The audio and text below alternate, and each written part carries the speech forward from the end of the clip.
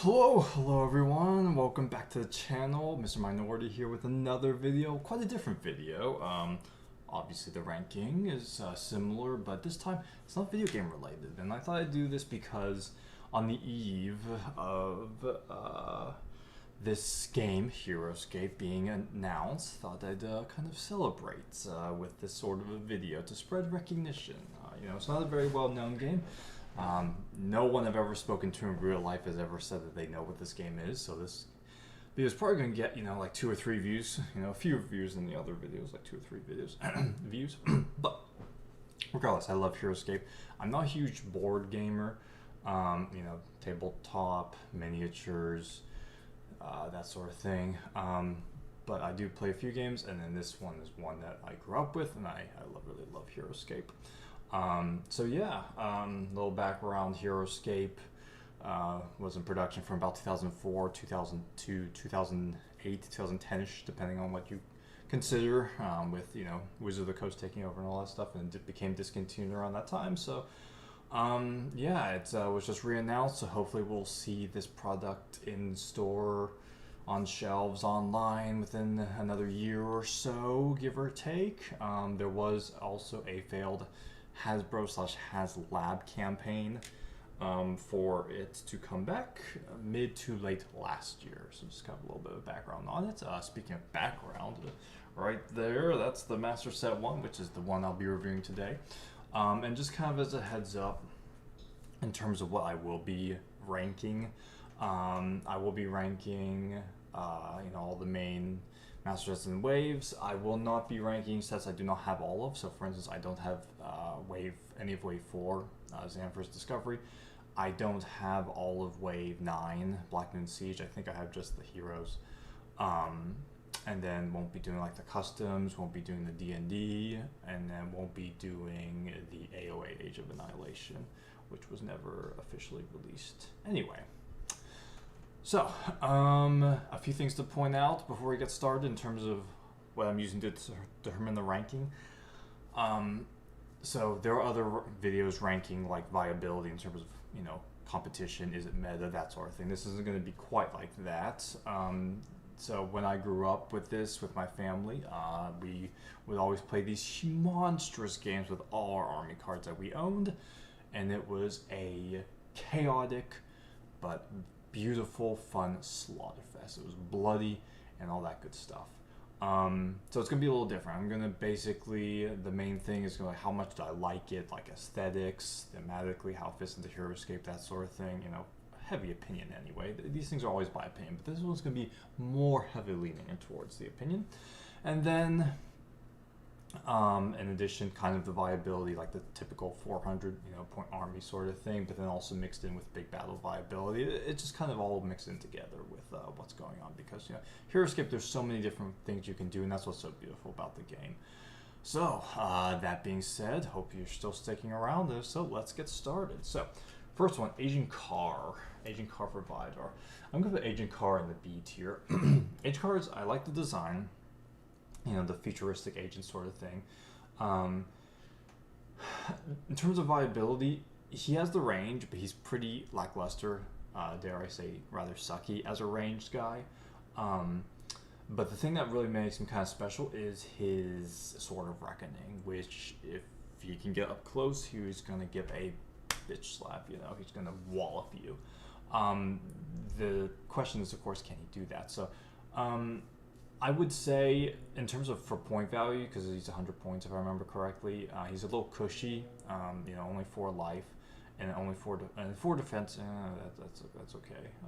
I would say 3 defense for a hero is kind of a little bit below average. 4 is a little higher. It's like 3.5 defense if you could do that, which you can't. You can only do whole numbers. 3 is like a little bit below. 4 is a little bit above. He is a little cushy, but I think where he would maybe not be a terrible choice is if you have like a board with a lot of cover and then you can kind of hide behind it. Yes, again, he's ranged, but really take advantage of the Sword of Reckoning, just kind of hide like behind a ruin or behind a corner, and then come out and attack. So Agent Carr is going to B tier. Okay, Airborne Elite. So One thing to know as well, unlike the Pokemon video where there are hundreds of things that Pokemon had to rank, uh, this one doesn't have as many, so I'm going to make a concerted effort to rank within the tiers. So the Airborne Elite, I would say, is very high A, possibly S tier. The Airborne Elite, they obviously are really great with the drop, able to be placed on the board. And their defense, though, is really terrible. Not the worst, though, considering that they have 8 range, and if they're placed anywhere on the board, they can really be put in strategic positions. And then that 3 attack is pretty good for a ranged squad figure, because you have basically like quadruple attack depending on what targets you can hit, and then you have 3 attack, and if you have 3 attack as ranged, you're probably, especially with the drop, going to be having height advantage. So that's almost like a guarantee at least 4. So they're pretty deadly. They're pretty good, especially for a first one-hit KO sort of thing. You can really disrupt a lot of other squads that may depend on, like, oh, you have to have this many squads all grouped up and all together, and it's going to be playing with your opponent's mind. Have some mind games there with their grenade as well, which will help to discourage that. Not the best attack with a grenade, so that's not really what they're known for. But hey, if you have an Aerogress squad, could decimate an Aerogress squad. So I'm putting them very high A tier. Deathwalker 9000, really like this figure. I'm gonna put him in the lower A tier. He's not super great in terms of meta because of how high a point value he is. He's 140. Those of you who know Deathwalker, he's a pretty fun figure to play, but he can be very rage-inducing if you misroll for his defense. He has the highest defense in the entire game, not just in the Master Set. 9 defense, I don't think anyone's higher than that, or even tied for that. But again, if you can get through that 9 defense roll, which with being 33% chance of you rolling a defense shield on each die, you expect at least 3. If you can get through that, then he immediately will fall. His range, 8 range, with coupled with the 4 attack. Again, ranged figures will probably mean more than half the time, more than likely, you will be attacking with height advantage. So you will be getting 5 dice. That's a pretty hurtful, that's a pretty spearing move for, that's a pretty good attack set right there. His special ability is pretty good. It's pretty good for clearing out squads. I can take out a good number of squads with that. And then, of course, he has his Zedingar Bonding, which isn't the best, but, it's a little bit of a nice add-on right there. Finn the Viking Champion. Okay, so I'm going to put him on the B tier, and he ranks pretty low as a B tier. He really can't do a whole lot by himself, and especially since his special ability is limited to guys with 1 range. Now, of course, obviously his Viking Champion thing is not, and so that's what makes him, a lot more dangerous once he dies. And that's one of the unique things about these Viking Champions in the Master Set. He's pretty much what you would call like a very standard kind of average hero. There's nothing that stands out about him in terms of his stats or in terms of his capabilities. Again, until he dies. When he's alive, he can give +1 attack, but he has to be in the thick of it, right? Because he's giving only guys with 1 range that, and with 4 life and 4 defense, you're not really going to be living a whole long while, especially with the 3 attack. You're not really going to necessarily be doing a whole lot at the front line.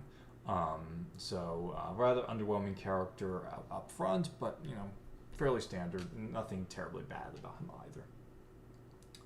Grimnack. Okay, Grimnack is one of those that has such high potential, but he really falls short. In terms of viability, he actually ranks pretty low. He's 120 points, if I remember correctly. Again, it's all off the cuff. I'm trying to use this noggin up here from all those games I've played. The thing is, basically all those points are invested in one ability, right? And that's the Chomp ability. Chomp is really good, made better actually by Age of Annihilation, which isn't right now canon, whatever. But who knows? With Renegade, they could release it. Basically, Chomp is if you have a squad character squad figure who is a small or medium, and they're adjacent, you immediately remove them off the board. That's really good, especially with the higher the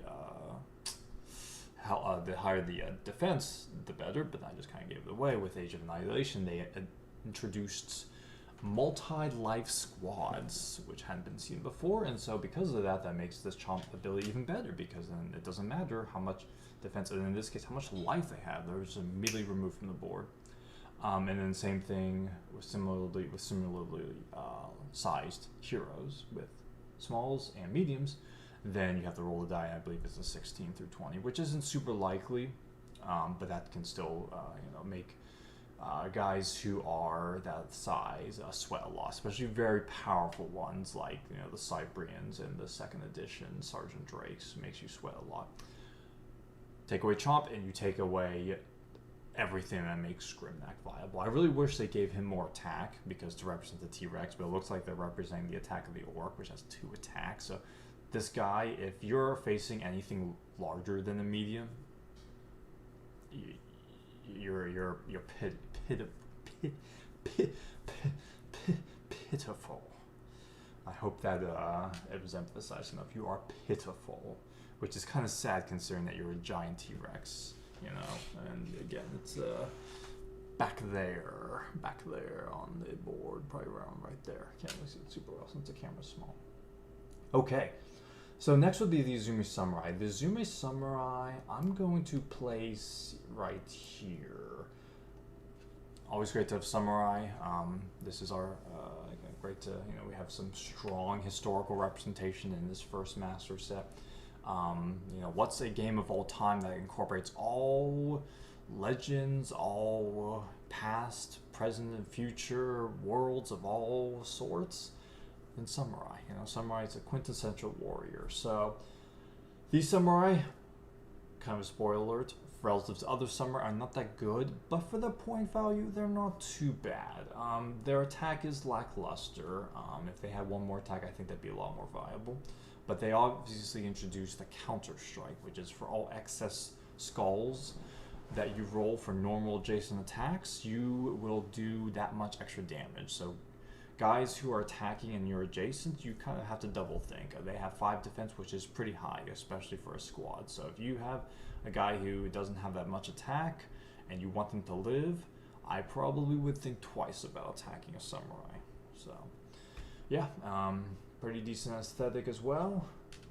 The only Einar, how you pronounce the name, squad in this particular set. So now we go to these Krav Maga agents. I'm going to put them up here. Now in terms of meta, they would be without a doubt up here in the S tier, and they would be, in terms of all the sets ever released for Officialscape, they would be sitting up here still, maybe a second or third slot, but they'd be up here, especially for squads. But I'm not necessarily doing that just in terms of corporation. They're really good. In fact, I actually might put them here.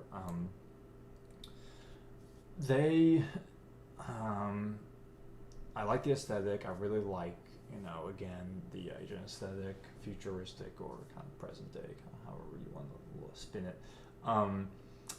But in terms of their stats, a little above average, but about average for a ranged squad. But their ability is where they come into play, which is for all, they basically have to roll the defense die for any attack. Any attack, doesn't matter if it's special or normal. And if they get any shields, blocks everything.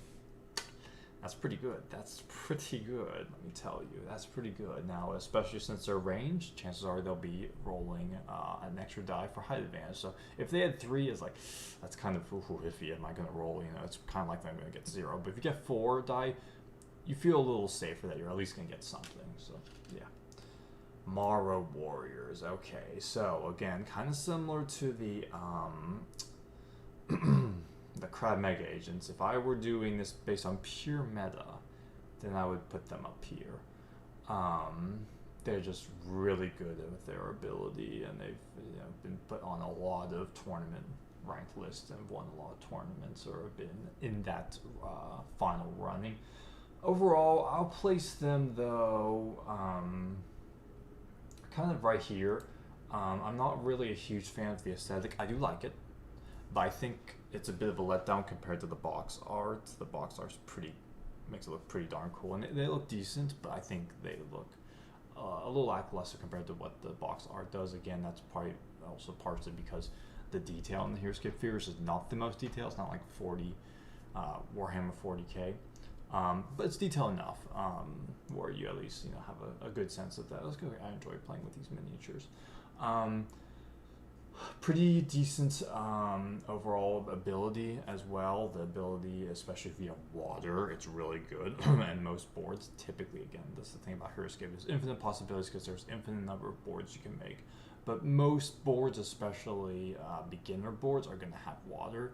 And then so they become really viable with the water because they're cloning. Pretty good with that. You can literally have an infinite number of them. Well, not literally. You can have thousands of them, whatever, if you wanted. Just keep coming back, keep coming back, keep coming back. Obviously 4 max on the board at any one time because they are a unique squad, which kind of hinders them in that regard. But yeah, not very good attack, not very good defense. But again, if they can keep coming at you, they all put the pressure on. Okay, Mimring. I'm going to put Mimring up in the S tier because I love dragons. I have a partiality to dragons.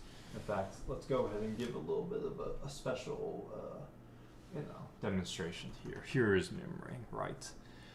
Huge 12. Just for comparison, let me show you a human. So this is a human. Most humans are medium 5s because size is a really big factor in this game. So you have the human right here, and then you have the dragon. He's a huge 9. Did I say huge 12? Really, I meant a huge 9. So yeah, this is Mimring right here. The fire dragon for Utgar. There are 5 generals. This is not really a video on introducing Heroscape itself, but just as some background, The red card, the color of the card indicates the general that they follow. So yeah. Utgar Red is evil, and then Einar is kind of like, leans towards evil, but, is not as evil. Vidar's right down the middle, kind of does whatever it takes, morally gray, hence the gray, is just as evil or good, walks that fine line. Ular is more good than evil, and typically represents like forest and nature, green. And then Jandar is the main good guy against Utgar. So anyway, quick thing on that. So Mimring, kind of spoiler alert, not that good for a dragon, but at the time has a very good special ability. So actually his special ability actually could be the best of all the dragons. And that's where most of his points are invested. His stats are very mediocre. He does have flying, which is nice, so he can get out of the situations pretty quickly if he needs to. He's obviously huge, and with that low defense and okay life, very average. Not very good for how big he is. He's going to be seen all over the battlefield. He's going to be a target. So you have to really be able to place him well. And in addition to that, his special ability, his fire line special attack is really, can be really, if you place him well, and if your opponent does a careless move or etc., you can really decimate a lot of opponents' figures at one time. So, a bit of a glass cannon, can't speak in that regard, but I love the aesthetic. I'm a big dragon fan, but there are some dragons that just look kind of funky. Mimring is not one of them. Heroscape does have a very good, solid dragon design down, which I like. So I'm putting him in the S tier. Definitely not S tier for meta, but I would say it'd be pretty good overall, though. It depends on, again, the makeup of your opponent's army along with the board. The board is so important. So we're going to go next with Negox. Negox I'm going to put up here, maybe slightly ahead of Agent Carr. Negox is one of those that I like the creativity of him. Another Morrow, kind of like the Morrow Warriors right here, but he's the hero. Very high defense, which is a little interesting. And medium attack, medium life. So other than the defense, he's a very average hero, but the thing that makes him very feared is his Mind Shackle. Again, a lot of these abilities really are game changer between low points and high points and win or loss. And the Mind Shackle, kind of as you might remember or might infer from its name, is basically you take control of an army card. You roll a 20-sided die, you get a 20, which is extremely rare, as you could do the work out the the probability that 1 in 20 chances, 5% basically chance. Then you take control of the army card. It has to be a unique army card, if I remember correctly, and that's that. Simple as that. So very much of a kind of a gimmicky thing there. So not terribly meta in that regard, but a fun character to play, and you'll roll every so often. That's good. Okay, Raylan. I don't know about you, but I really like the Kiri, kind of angelic. They're the native species on which this whole war is being fought. The native species on this particular planet, Valhalla. Yeah, I really like the Kiri's design, and Raylan is really nice. If this was, again, a totally meta ranking, she would be up there in the first one. She is way underpriced for how good she is. 80 points for all her hero stats are average, but then that's defense aurora +2. If it were +1 to everyone, then I was like, okay, yeah, I could see the 80 points, but +2, that's very good. That's very, very good indeed. So yeah, again, loves the aesthetic, and then of course we have the remake in the Master Set 2 of Raylan, but this one's going in the A tier.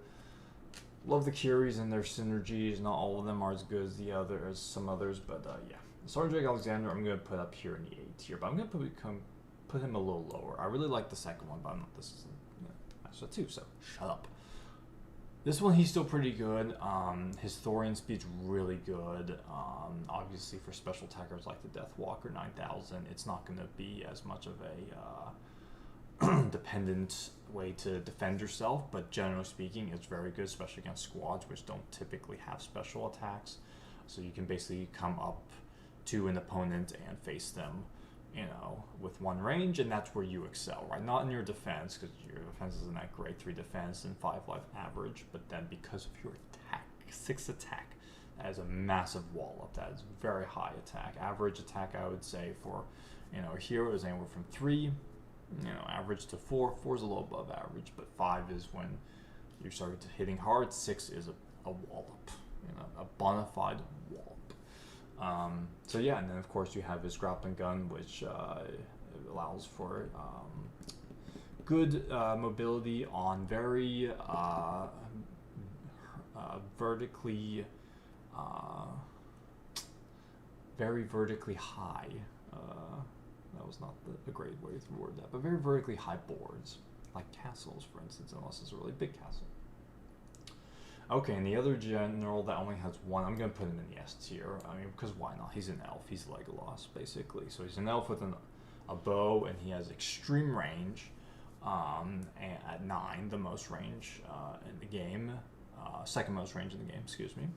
And I don't think it's tied either. I don't think anyone else has 9 range. Decent number of guys have 8, and only one has 9. But second most range in the game.